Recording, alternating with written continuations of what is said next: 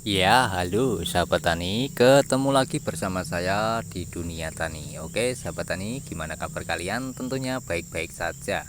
Oke, di kesempatan video kali ini ya, saya akan ngobrol santai dan saya akan bahas yaitu masalah tanaman. Oke, tanaman apa saja? Ya ini saya kasih tunjuk dulu, ini tanaman saya yang ada di perkarangan belakang rumah ya.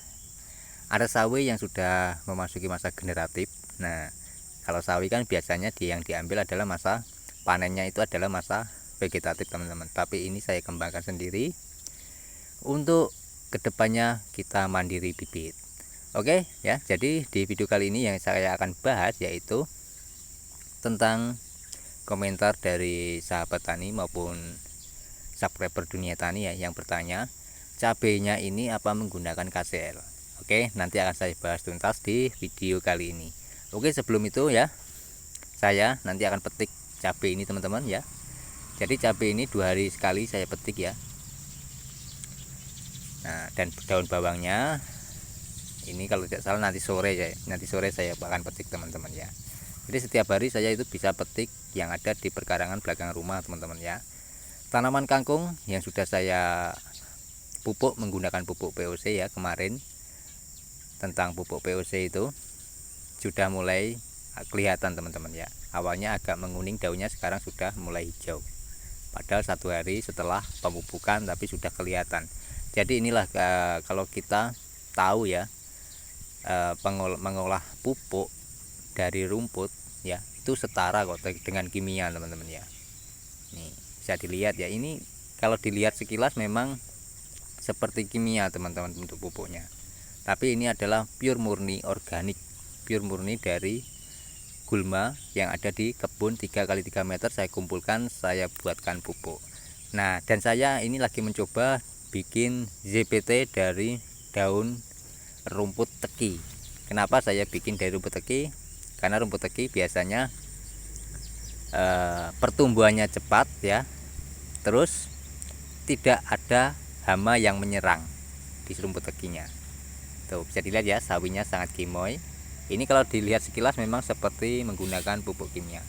Oke, saya akan petik cabai dulu ya teman-teman, sambil saya jelaskan tentang pupuk apa saja yang saya kasih pada cabai. Jadi di komentar kemarin itu ada yang bertanya, apa menggunakan pupuk KCL Pak? Jawabannya tidak ya. Karena apa, pupuk POC tidak tahu teman-teman, kandungannya apa saya juga tidak tahu ya.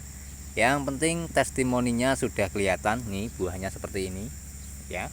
Buahnya lebat, tanaman cabenya tahan hama, kuat, dan sudah berumur kurang lebih hampir 1 tahun teman-teman ini cabai ini. Tuh, ya. Nah, dari pengalaman saya dalam berkebun di perkarangan belakang rumah ini sebagai laboratorium ya teman-teman ya. Menurut saya memang ada kandungan KCL-nya untuk pupuk POC. Kenapa saya bilang ada kandungan untuk KCL? Yang pertama, mengeluarkan buah juga, rasanya pedas juga. Nah, ditambah lagi saya menggunakan cangkang telur. Nah, cangkang telur ini membantu teman-teman ya. Jadi pupuk POC kemarin ya, di 2 hari yang lalu sudah saya kasih tunjuk pada teman-teman. Itu saya masukkan cangkang telur ke pupuk POC. Nah, biasanya ya itu yang bisa membantu pembuahan cabai. Tuh. Nah, kacang panjang juga begitu, ada buahnya juga teman-teman. Jadi di situ kalau menurut kandungan untuk POC itu memang tidak tahu, tapi untuk testimoninya ada buahnya, berarti ada kandungan KCL-nya ya. Nah, untuk membuat tunggalnya gimana Pak? Nah, kalau itu belum saya riset ya teman-teman untuk membuat pupuk KCL ya. Sementara ini pupuk POC-nya itu saya katakan pupuk NPK ya, karena lengkap di situ, bisa membuahkan, bisa pertumbuhan cepat ya teman-teman ya. Oke, dari sini paham ya, sudah jelas teman-teman ya. Jadi tidak, kalau saya pribadi tidak pernah menggunakan pupuk kimia yang untuk tanaman cabai ini. Semuanya teman-teman, kangkung, daun bawang, sawi itu tidak menggunakan pupuk kimia, menggunakan pupuk buatan sendiri dari gulma, sisa ranting, sisa daun-daun yang jatuh saya kumpulkan ya, sisa daun bawang juga yang sering saya rawat itu kan saya ambilin yang tua teman, yang kering. Nah itu saya kumpulkan, saya jadikan satu, saya rendam dengan air tuh ya. Nah untuk perendamannya pupuknya itu berapa bulan Pak? Jadi gini teman-teman ya, pupuk itu biasanya kalau kita rendam dengan air, gulma itu kalau kita rendam air itu biasanya mengalami prosesnya seperti apa Pak? Yang pertama biasa saja teman-teman ya, tidak ada bau.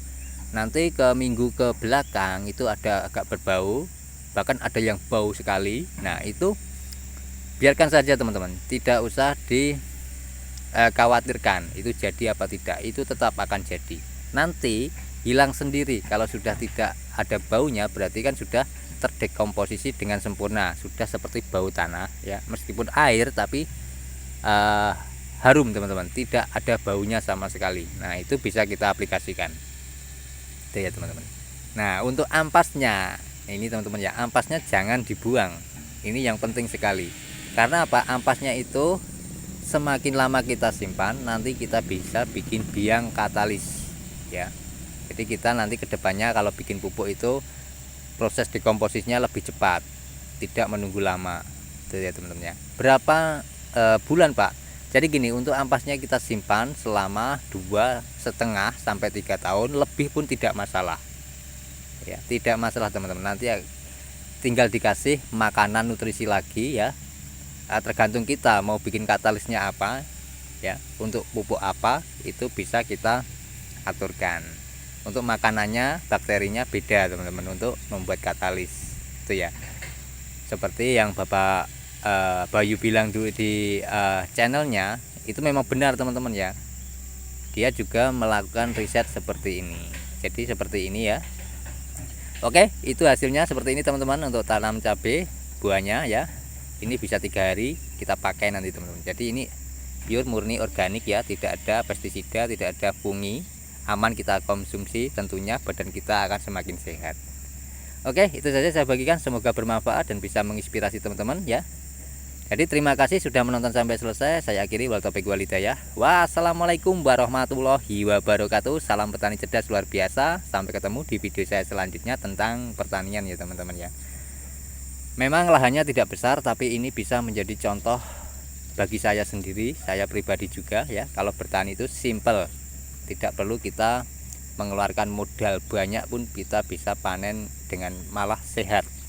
Tuh, oke.